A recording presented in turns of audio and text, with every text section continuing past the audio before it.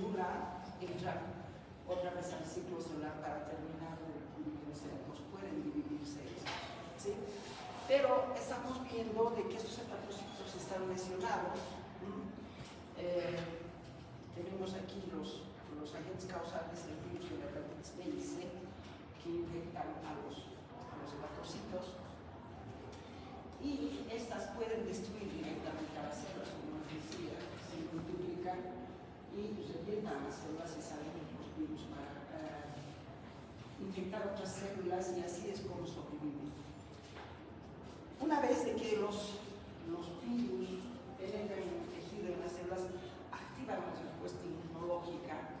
Es decir, no nos olvidemos que siempre tenemos una respuesta a una inflamación viral a un número de linfocitos, los linfocitosis, ¿no es cierto? Entonces ahí tenemos los linfocitos T citotóxicos a los que van a activar, y el resultado va a ser una necrosis y apoptosis de los hepatocitos. ¿Qué significa? De que vamos a perder hepatocitos por necrosis, que es un tipo de muerte celular, y por apoptosis, ¿sí?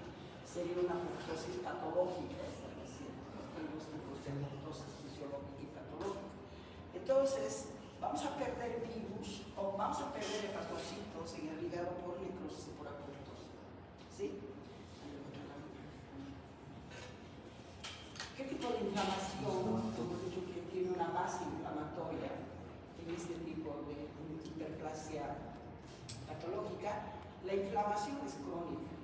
En las reacciones inflamatorias existen liberación de citocinas por los macrófagos tisulares, y esas citocinas, ahí está la seguridad de citocinas inflamatorias, que es el factor de necrosis tumoral alfa y el interferón, la interleucina 6, perdón, y el interferón. Son citocinas que inician la reacción inflamatoria. ¿Eso qué significa? Que van a estimular a los leucocitos que se encuentran en la circulación sanguínea para que puedan abandonar los vasos sanguíneos y puedan llegar al tejido conjuntival. Porque la reacción inflamatoria se realiza en el tejido conjuntival. Entonces, ¿qué vamos a tener? Vamos a tener hepatocitos necrosados. Y cuando hay hepatocitos necrosados, ¿cómo se eliminan los restos de estos hepatocitos? A través de la reacción inflamatoria. Por eso es que se instala la reacción inflamatoria. Pero vamos a perder también hepatocitos por apoptosis, por ambas vías de muerte celular vamos a perder los hepatocitos. Pero la necrosis, los hepatocitos mueren por necrosis, entonces esos restos tienen que ser eliminados por reacción inflamatoria. En cambio, aquellos hepatocitos que mueren por apoptosis directamente son eliminados por fagocitosis, ¿sí? Entonces ahí también se genera microambiente proinflamatorio y proliferativo. ¿Eso qué significa? Significa de que las células madre tisulares, escuchen bien, los hepatocitos están enfermos, ¿no es cierto? Por la infección de los virus. Entonces, todos los tejidos del organismo tienen células madre tisulares. Estas células madre tisulares se van a estimular, y al estimularse, entonces van a empezar a generar mayor cantidad de hepatocitos nuevos, pero a través de la estimulación de las células madre tisulares se produce la hiperplasia patológica en este caso, porque estamos en un ambiente de inflamación, ¿sí? Todo esto es clave para que la regeneración ocurra en un contexto alterado, no fisiológico, inflamatorio. Activación de los hepatocitos. Aquí he puesto los hepatocitos son células estables, ¿cierto? Ustedes ya saben. Los hepatocitos que sobreviven se encuentran en la etapa G0 y entran en el ciclo celular cuando son estimulados por los factores de crecimiento. O sea que aquí necesitamos factores de crecimiento. Estos factores de crecimiento son factor de crecimiento hepatocitario, el factor de crecimiento transformante alfa y el factor de crecimiento endotelial, ¿sí? Entonces, estos factores de crecimiento van a estimular a esos hepatocitos que no han sido atacados por el virus, ¿no es cierto? Y que se encuentran en la etapa de crecer. Esas, por estimulación, van a entrar al ciclo celular y van a terminar viviéndose. Entonces, la hiperplasia patológica en espiral es, uno, porque las células, los hepatocitos maduros se dividen por estimulación, pero también las células madre tisulares participan en este proceso de hiperplasia inflamatoria. ¿Sí? Resultado, proliferación compensadora igual hiperplasia, cuando estamos hablando de este tipo de hepatocitos maduros. Los que no están inflamados son los que van a permitir que entremos a ese ciclo celular y se divide. La división mitótica simétrica, ¿cierto? En cambio, la célula madre tisular realiza una división mitótica asimétrica, ¿no es cierto? ¿Esto qué significa? Que se va a dividir la célula madre tisular en dos células inmaduras, una se quiere en el ciclo celular para mantener la población celular y la otra sale para poder madurar, ¿no es cierto? Esa división mitótica asimétrica. En cambio, los hepatocitos maduros siempre hacen su división mitótica simétrica. Entran como hepatocitos y tienen que dividirse en dos hepatocitos, ¿no es cierto? Participación de las células madre tisulares. Si el daño es severo, si los hepatocitos no pueden proliferar suficientemente, los hepatocitos maduros existentes, se activan las células ovales. Las células madre tisular significa que se llaman células ovales. ¿Sí? Entonces, estas células ovales, que son las células madre tisulares, realizan una división mitótica asimétrica. Se explica una célula madura, se queda en el ciclo celular y solo una sale para madurar y convertirse en hepatocito. El resultado de los hepatocitos pueden diferenciarse en hepatocitos foráneos. ¿Sí? No se olviden que cuando estamos hablando de hiperplasia de los tejidos, tenemos células parenquimatosas, en este caso los hepatocitos, pero también tenemos tejido de sostén. Y el tejido de sostén, ¿quiénes son los que fabrican las células mesenquimatosas como los fibroblastos? En el caso del hígado es la célula estelar. Pero acá estamos hablando de la célula oval, es la célula madre tisular. ¿Sí? Bueno, ahí tenemos por qué es patológico la hiperplasia.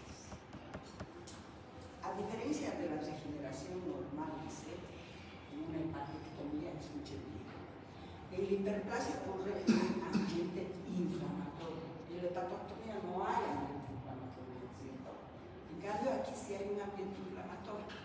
Entonces hay un estrés oxidativo, daño permanente, que puede llevarnos a la regeneración desorganizada y puede darnos alteraciones genéticas que pueden ir acumulándose por el problema de la infección viral. No se olviden que los virus interactúan con el ADN de la célula, ¿no es cierto? Para poder duplicarse, entonces esa nos puede llevar a una serie de alteraciones y mutaciones de los genes y eso se va acumulando y por eso es que tenemos la hiperplasia patológica, porque está sobre un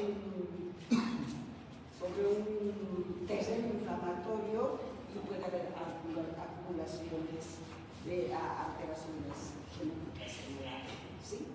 Y es una regeneración desorganizada. ¿Qué quiere decir esto? Por ejemplo, en el corazón hemos visto la hipertrofia patológica, que hay una desorganización de las miofibrias internas, ¿no es cierto? Cuando está entrando a una hipertrofia patológica. Igual hay una desorganización de todos los elementos intracelulares que nos van a llevar a algo patológico. Vamos. ¿Cuáles son las consecuencias a largo plazo? Si el estímulo es persistente, vamos a tener una hepatitis crónica. ¿Sí? Una hiperplasia repetitiva o repetida, regeneración continua. Continuamente esta regeneración. La activación de las células estrelladas. Estas son las células, como decir, fibroblastos. Las células estrelladas significan, se parecen a los fibroblastos. Entonces, si se activan las células estrelladas que tienen que activarse, porque hay un agente causal, ese agente causal no dice, no, solamente puede activar a los hepatocitos, no a las células ovales, tampoco a las células estrelladas, no, activan a todas. Entonces, si se activan las células estrelladas, va a haber una fibrosis. Por ejemplo, si tenemos pérdida de hepatocitos por necrosis, por apoptosis, se tiene que rellenar ese espacio y se rellena con fibrosis intersticial. Por eso es que hay activación también de las células estrelladas, que es sinónimo de fibroblastos en el líquido.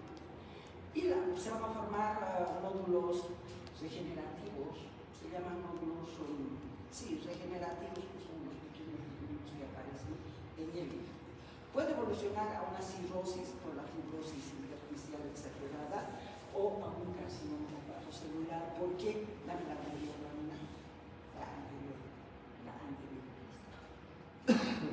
alteraciones genéticas acumuladas. Estas alteraciones genéticas se pueden ir acumulando y nos van a dar a mutaciones de los genes, y eso nos va a producir un hepatocarcinoma. No se olviden que muchos virus son agentes portales para que aparezcan tumores malignos, especialmente carcinomas. Carcinomas son tumores malignos de origen epitelioide.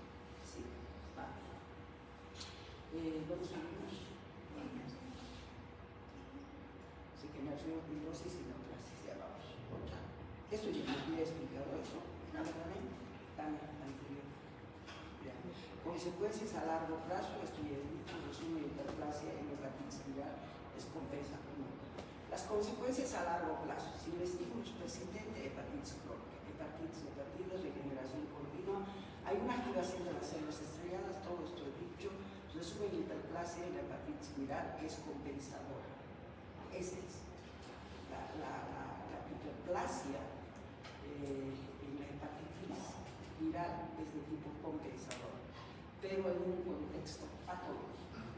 En cambio, en la resección del lóbulo era también una hipertrofia compensadora. ¿Se acuerdan que hemos hecho una hipertrofia compensadora? Entonces, ahí podemos explicar hipertrofia e hiperplasia en lo que se llama pérdida de los hepatocitos, factores de crecimiento. ¿Qué cosa induce la pérdida de hepatocitos, factores de crecimiento, inflamación crónica? Todo eso es los que van a estimular a los hepatocitos para que entren al ciclo celular. Todo eso también ya hemos visto cuando hacíamos en la anterior clase sobre el hígado, con riesgo de regeneración con riesgo. El riesgo es de generación anormal, una fibrosis y neoplasia. Todo eso ya he dicho. Yo voy a repetir. Vamos. No estoy atendiendo. Estoy igual que los alumnos cuando no pueden dar su clase. Ahora no pueden dar su secuela. En serio, estoy aterrizando. Bueno, hiperplasia aumenta el número de las células. Estamos en eso, ¿no es cierto? Hiperplasia aumenta el número de las células. Pueden ser fisiológicas, pueden ser patológicas, pueden ser compensadoras. Fisiológicas, ¿cómo se ve? Aumenta la demanda. ¿Cuándo se hacen fisiológicas? Cuando hay un aumento de la demanda funcional. Por ejemplo, hemos visto en la hiperplasia de las células musculares lisas, porque hay división celular en las células musculares lisas de la más hipertrofia.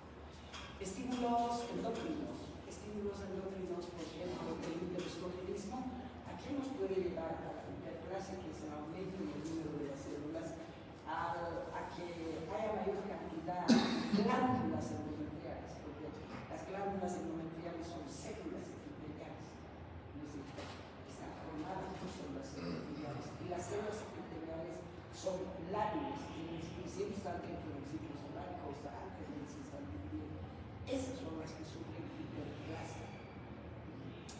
También hemos visto el hígado, ¿no es cierto? Exceso de nutrición. Vemos la obesidad, pues, exceso de nutrición para la hiperplasia. Aumento del flujo sanguíneo porque llega mayor cantidad de nutrientes, de oxígeno, todo. Factores mecánicos y la anoxia miocárdica. Morfología. Esto es importante porque en el texto no le están las morfologías, no habla de morfologías. Entonces las células hiperplásicas.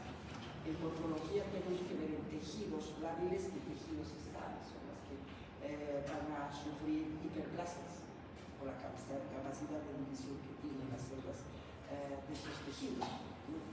Entonces, ¿qué vamos a tener? Proliferación celular, muchas células, pero las células, ¿cómo van a ser? Miren, pequeñas. Esa es la diferencia de la hipertrofia. En hiperplasia, las células son pequeñas, son muchas células pequeñas. Y los músculos son prominentes. Aquí en la hiperplasia. Y hay una basofilia. ¿Por qué la basofilia? Por la actividad metabólica que realizan todos los organismos en la célula. Por eso es la basofilia. Cuanto más basófilas, más basófilas. No son azules los citoplasmas, porque si de las toxinas o eosinófilas son rosadas, porque tenemos muchas proteínas que son ácidas, ¿cierto? Pero en estas células que están en hiperplasia, su citoplasma es basófilo, quiere decir que tiene mucha actividad metabólica. ¿Sí? Eso es importantísimo. Y el núcleo prominente. Si bien las células pequeñitas, su núcleo es prominente. Eso significa que esa célula tiene bastante actividad metabólica cuando el núcleo es prominente. Y además, aquí faltan nucleolos visibles. Si por ejemplo yo veo un núcleo en una célula voluminoso, un núcleo voluminoso, digo, esta célula tiene actividad metabólica aumentada. Pero si veo al lado otra célula que tiene 3 nucleolos, digo, esta tiene más actividad metabólica que esta. Los nucleolos deben ser una actividad, marcan otra actividad metabólica de las células. Más nucleolos, más actividad metabólica. Menos nucleolos, menos actividad. Como son está aquí, pero es así. Vamos otra. Bien, ahí termina lo que es hiperplasias. Hemos hecho hiperplasia fisiológica, hemos hecho hiperplasia compensadora, hemos hecho hiperplasia patológica. En un ambiente, cuando se dice hiperplasia patológica, cuando se desarrolla un ambiente inflamatorio. ¿No es cierto? Ejemplo, hepatitis viral. ¿Sí? Vamos a la metaplasia. ¿Qué es la metaplasia? Bien, es el cambio de una célula madura o célula diferenciada, quiero célula diferenciada o célula madura, ambos términos se pueden utilizar. Me voy a quedar con célula diferenciada. Es el cambio de una célula diferenciada, pero lesionada. Parece que el libro no habla de estas células maduras lesionadas. Dice directamente célula madura. Y te dice, es el cambio de la célula madura por otra célula madura bien normal, de la misma línea germinativa. Así es. Lo correcto es decir que es el cambio de una célula madura o diferenciada lesionada por otro tipo de célula madura también, pero normal, de la misma línea germinativa. ¿Qué quiere decir eso? Epitelio por epitelio. Si se ha lesionado una célula epitelial y no puedes regresar a ser normal, mejor cambiar. Hay que cambiarla por otra célula epitelial. Si es una célula muscular, ¿no es cierto?, que no puede volver otra vez a ser normal, mejor cambiar. Por otro tipo de célula que pertenezca al mismo tejido conjuntival, que no siempre sea músculo, podría ser hueso, es el tejido conjuntival también puede ser. Epitelio por epitelio, tejido conjuntival por todas las células del organismo tienen capacidad de sufrir metaplasia. ¿Qué es la metaplasia? Es el cambio de una célula madura lesionada por otro tipo de célula madura de la misma línea germinativa. ¿Eso qué significa? Por ejemplo, las células epiteliales, ¿a qué línea germinativa corresponden? A la línea germinativa endodermo. Endodermo.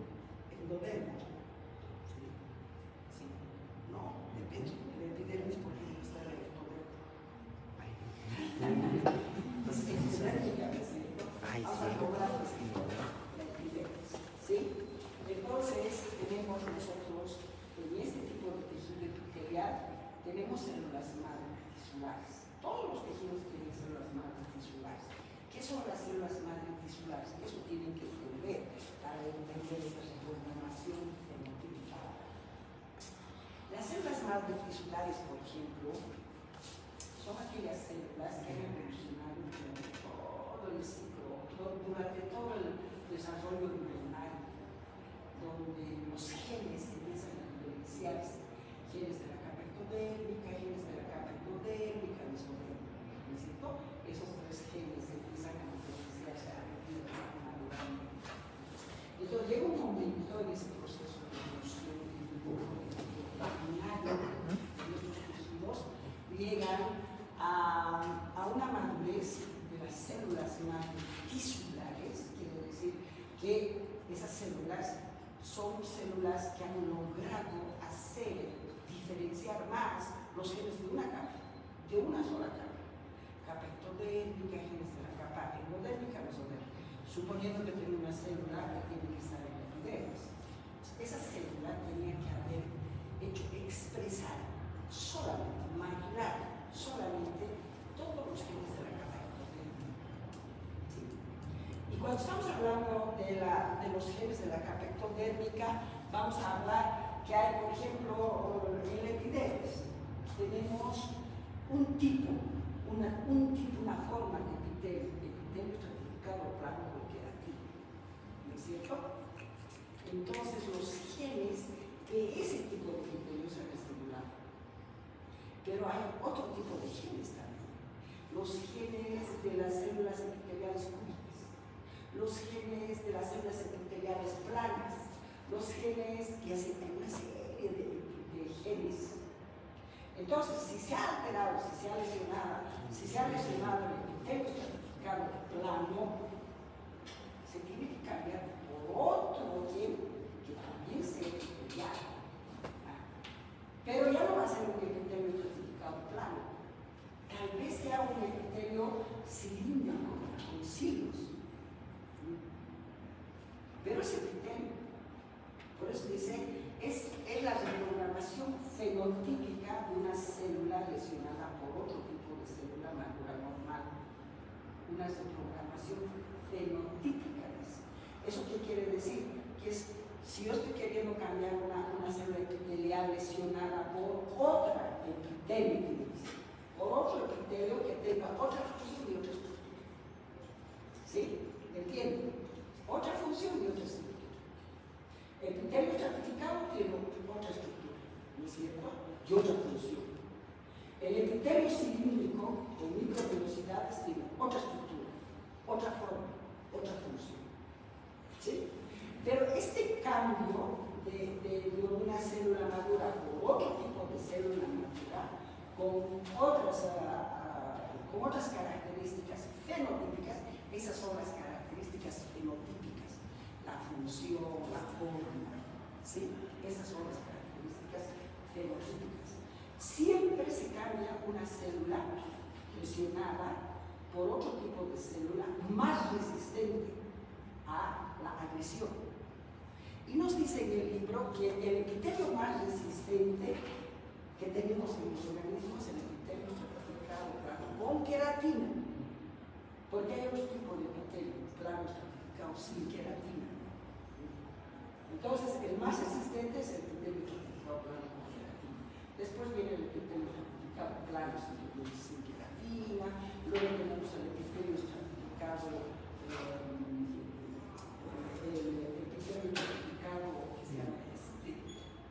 que cambia de ¿Urotelia?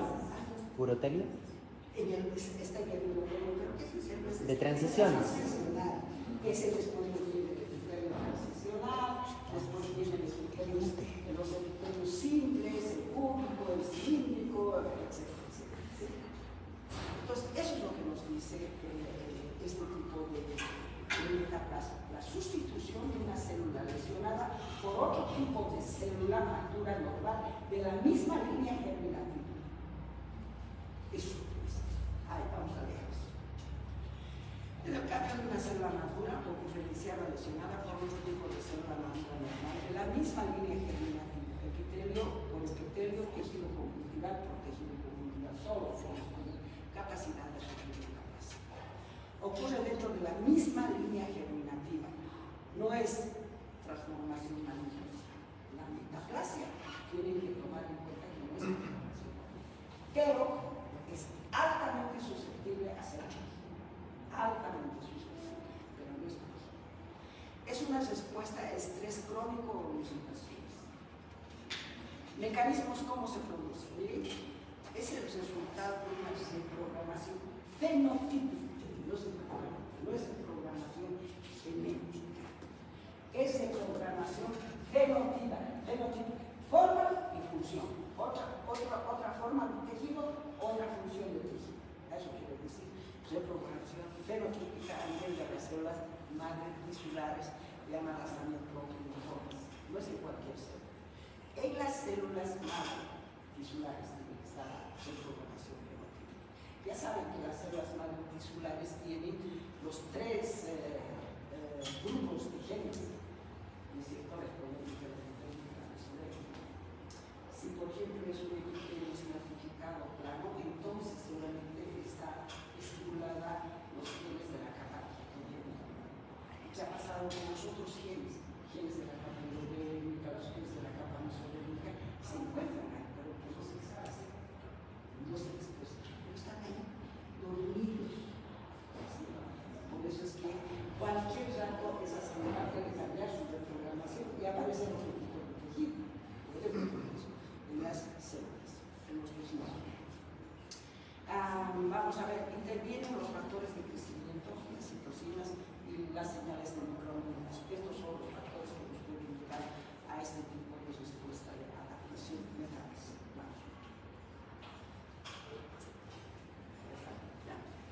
Se presentan cambios en la expresión química del estado. Se activan rutas alternativas de diferenciación, ¿no es cierto? ¿Por qué se produce? Las causas. Es un tipo de adaptación protectora frente a agresiones persistentes. Tiene que ser constante las agresiones y no puede escapar a las agresiones persistentes. ¿Cuáles son los estímulos más comunes? Visitaciones crónicas, inflamaciones persistentes, sustancias tóxicas, deficiencias nutricionales como la de la vitamina A. Por ejemplo, la deficiencia de la vitamina A nos va a ayudar a aumentar las escamas a nivel respiratorio. Eso es importantísimo. Esta deficiencia de la vitamina A nos lleva a producir metaplasia de epitelio estratificado en las vías respiratorias.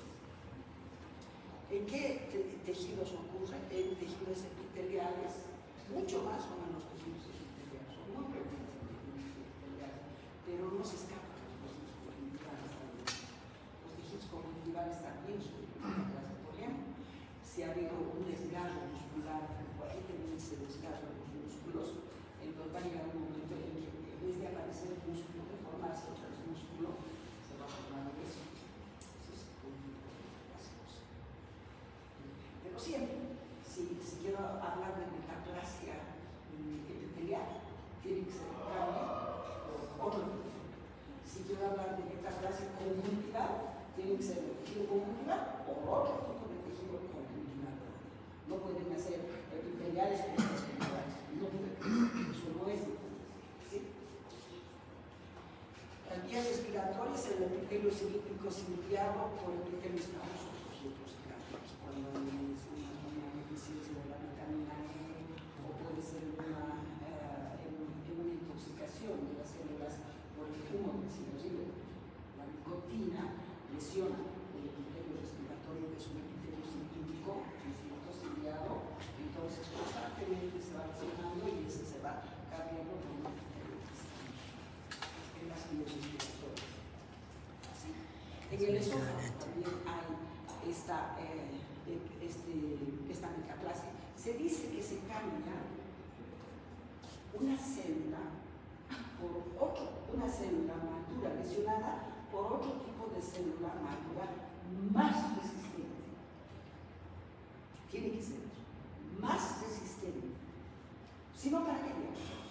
ya, nosotros tiene que ser más resistente a la acción, a la causa.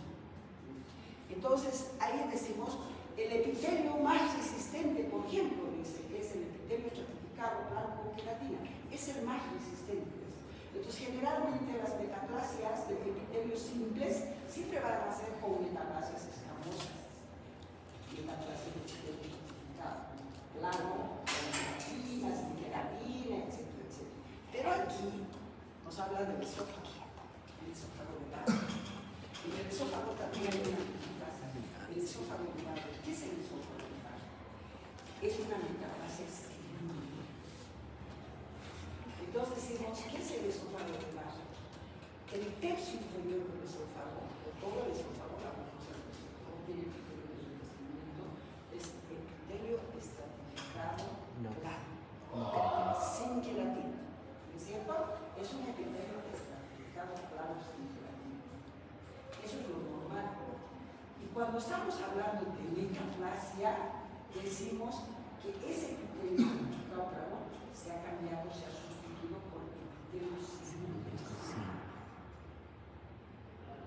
Qué bárbaros estos científicos que se equivocan, ¿no es cierto? Si estamos discutiendo que se sustituye una célula presionada por otro tipo de célula más resistente, más resistente. Y el epitelio estratificado siempre es más resistente que un epitelio simple, ¿no es cierto? Pero no. En el esófago de base, ¿por qué se presenta el esófago de base? ¿Cuál es la causa? Reflujos gástricos. Entonces, esos reflujos gástricos quieren decir que el contenido gástrico sale a las ese contenido gástrico es ácido. Entonces, el epitelio estratificado plano en el esófago no resiste a esta acidez del contenido gástrico y se lesiona. La célula madre tisular dice, no sé cómo, petrolemos, analicen todo su almacén y dice, a ver, ¿cuál de tus epitelios resiste a la acidez? La célula epitelial cilíndrica gástrica e intestinal. Entonces, el programa, hay una reprogramación fenotípica y empieza a formar epitelio cilíndrico tipo gástrico y tipo intestinal, que son los que resisten a la acidez. Entonces, estamos sustituyendo un epitelio que no es, que es más resistente a la acidez. No salen los márgenes que nos dicen que la metaplasia es sustitución de una célula más resistente a la acidez. Entonces, ese es el esófago de base, la sustitución del epitelio estratificado simple por epitelio cilíndrico, pero tipo gástrico o tipo intestinal, porque la causa es un tipo gástrico, llegan los gástricos que son ácidos al esófago y eso. ¿Sí? Esófago de base, ahí está. Ejemplo, el reflujo gástrico, esófago de base. En el cuello uterino, en la zona de transformación, escamosidad, ahí es donde se presenta la metaplasia escamosa.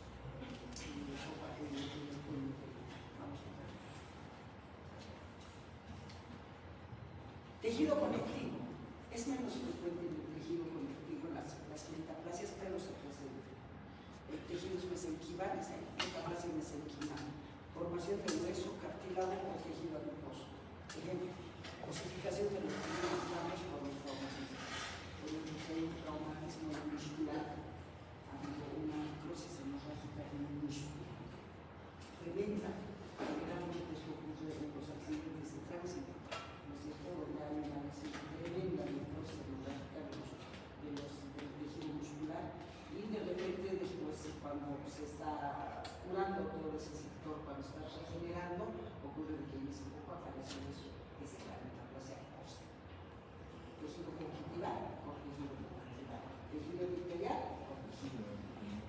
sí, esa es la metaplasia. Características claves. Es reversible si se elimina el estrés. Todas las metaplasias son reversibles, todas las metaplasias. Puede ser protectora inicialmente, pero después puede ser amigo que puede convertirse en galán. Porque hay una reprogramación fenotípica. Se están ligando los genes, la parte fenotípica se está realizando. Entonces, el buen paciente puede dejarse de ese tipo de capacidad.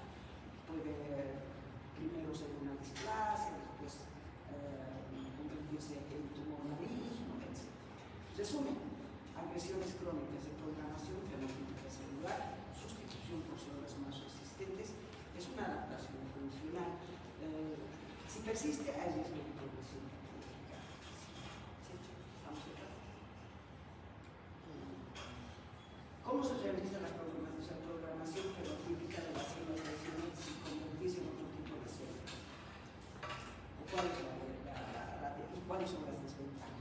La programación fenotípica de la célula lesionada es un proceso de adaptación en la que una célula lesionada cambia su identidad funcional y estructural. Para sobrevivir frente a un estímulo adverso. Esto se conoce como metaplasia. Esto es un resumen de todo lo que se ha dicho que estamos hablando. ¿Sí?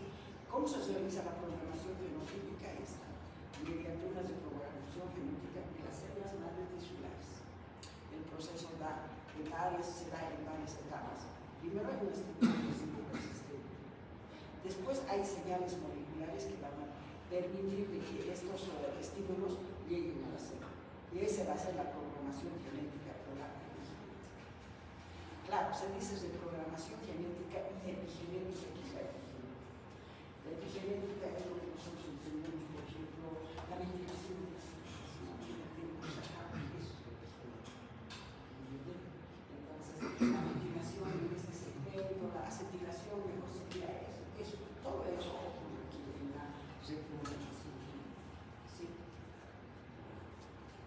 Cambio en la expresión de los genes, que son los factores de transcripción, ¿es cierto? Estos factores de transcripción que se realizan en el núcleo de los país, se realiza la transcripción y una vez que se hace la transcripción, entonces se cambia. Dice, ya no vamos a formar este tipo de células, sino otro tipo de células, y hay una serie de modificaciones, que es la epigenética, modificaciones epigenéticas de la metilación del ADN, la acetilación de la histona.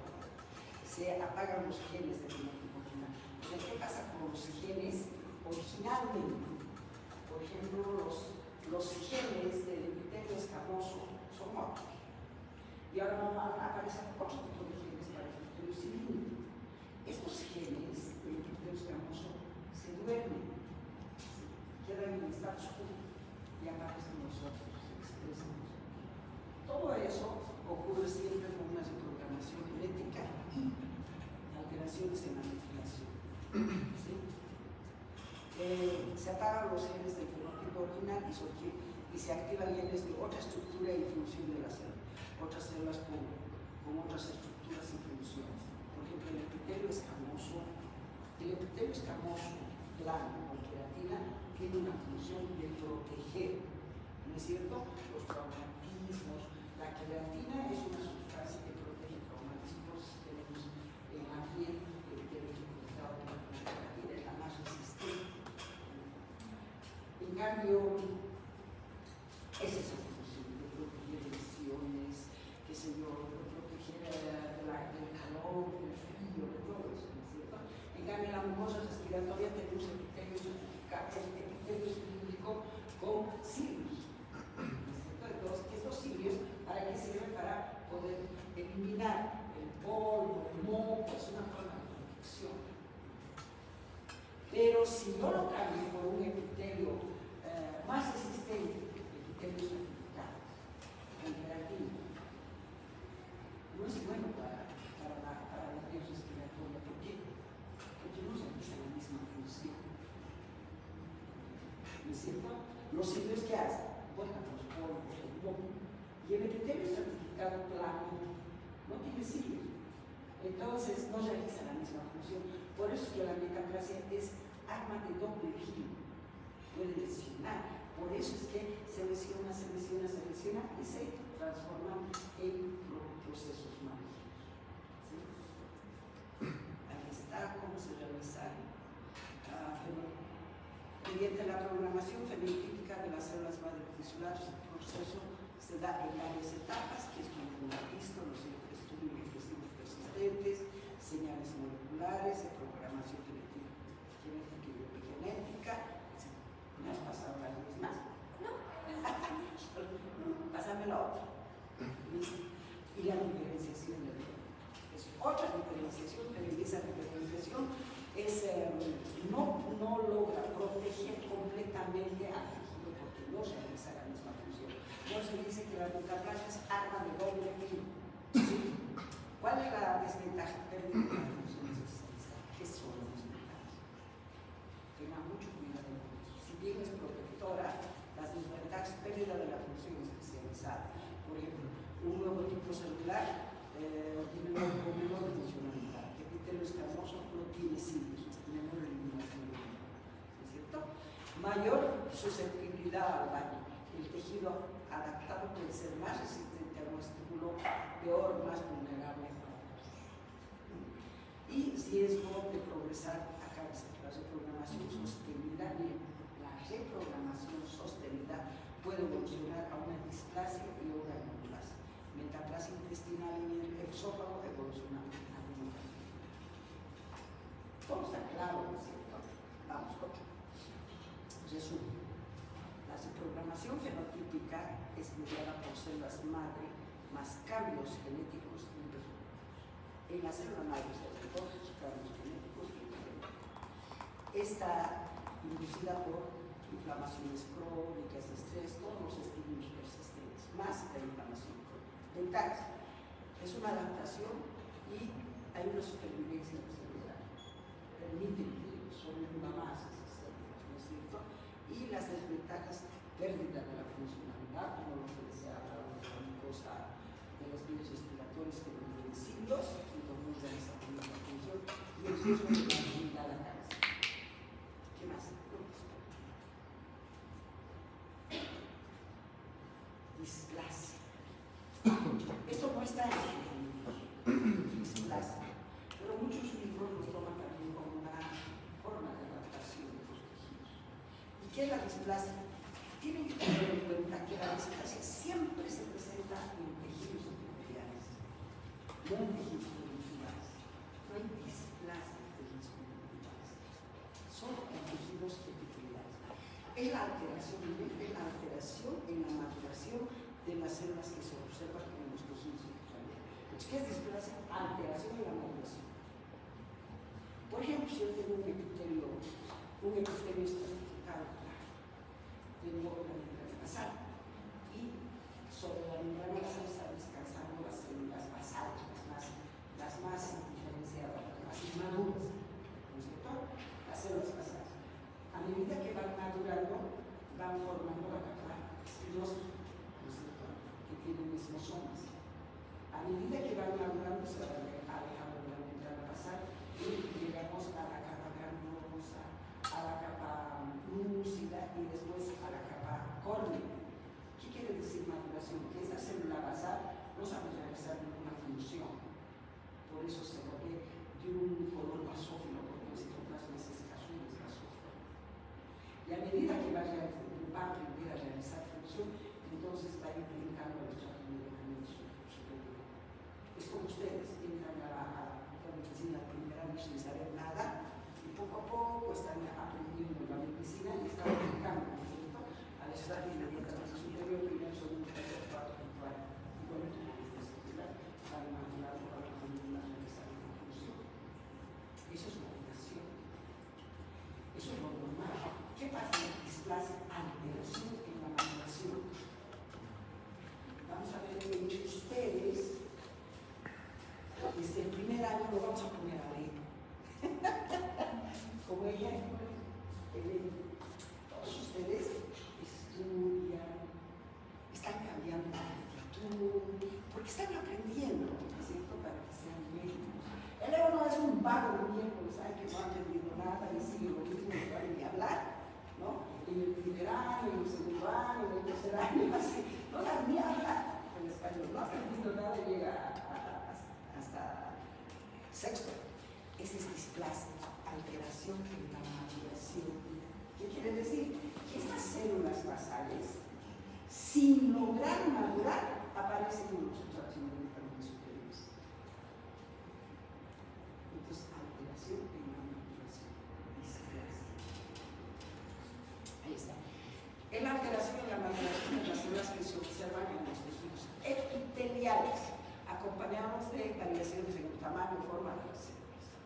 En una displasia vamos a ver, por ejemplo, diferentes formas, diferentes coloraciones, núcleos más grandes, núcleos más pequeños, todo eso acompaña a la displasia. ¿Sí?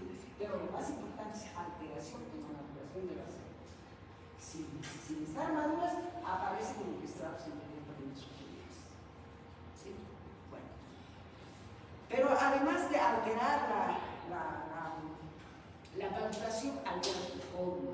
Ustedes saben muy bien, menos maduras, más chiquititas, más basura. Más maduras, más grandes, con más citoplasma, con un núcleo más chiquitito, todo cuando está madurando la célula cambia también la forma. Pero como aquí hay alteración en la maduración, entonces también hay alteración en las formas. Hay alteración en las formas, alteración en la maduración y alteración en la función.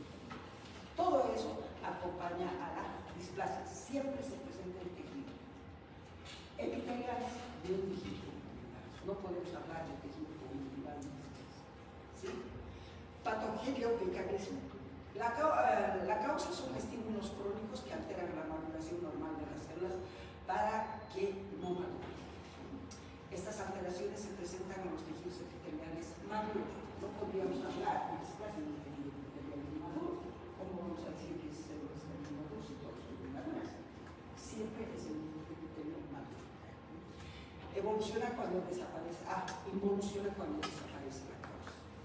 Puede ser una displasia leve. Retiramos la causa y puede otra vez ser puede ser eso. Pero si continúa, esta displasia se puede convertir en neoplasias, en normalismo. Si estamos hablando de tejido epitelial, generalmente la displasia nos va a dar carcinomas, porque los carcinomas son tumores malignos de origen epitelial y la displasia se presenta en tejido epitelial. ¿Sí? Por eso es que puede llegar a ser carcinomas. Esta cáncer.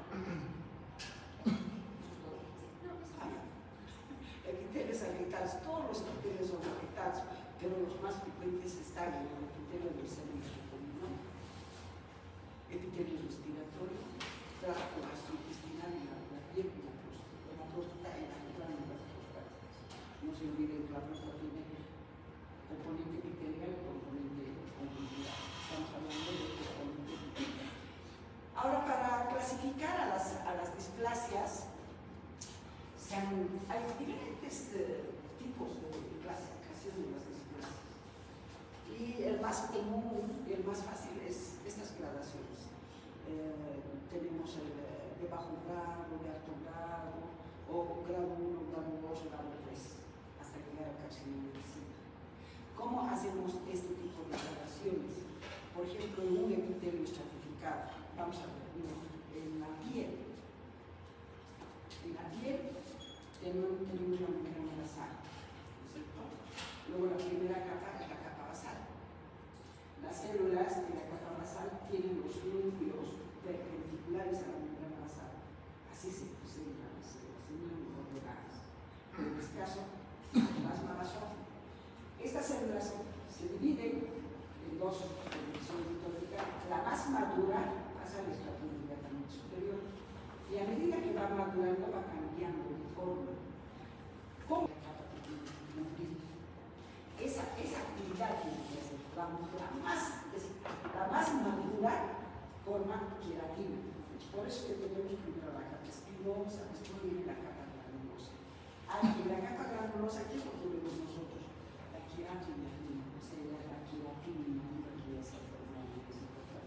luego la queratina, capa lúcida, y después la célula más madura, que está en la capa lúcida, va a secretar queratina para madurar. Así madura la célula. A medida que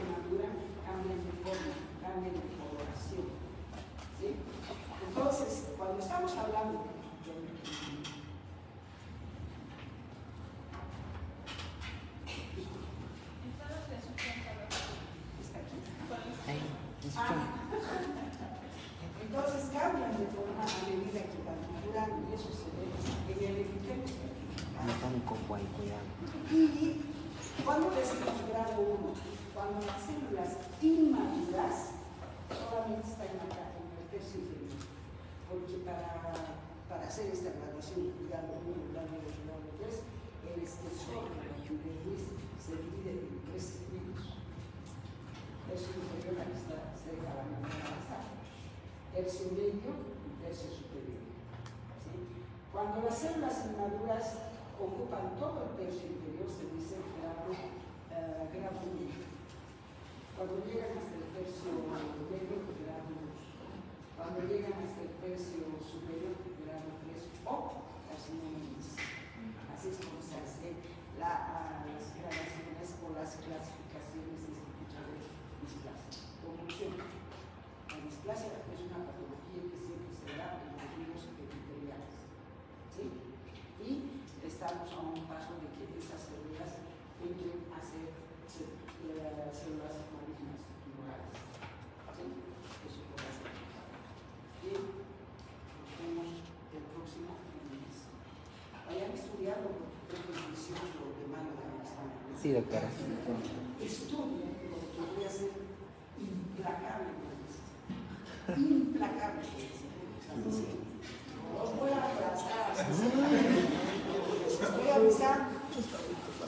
Las preguntas voy a sacar de las clases, porque si se han dado cuenta, estoy modificando.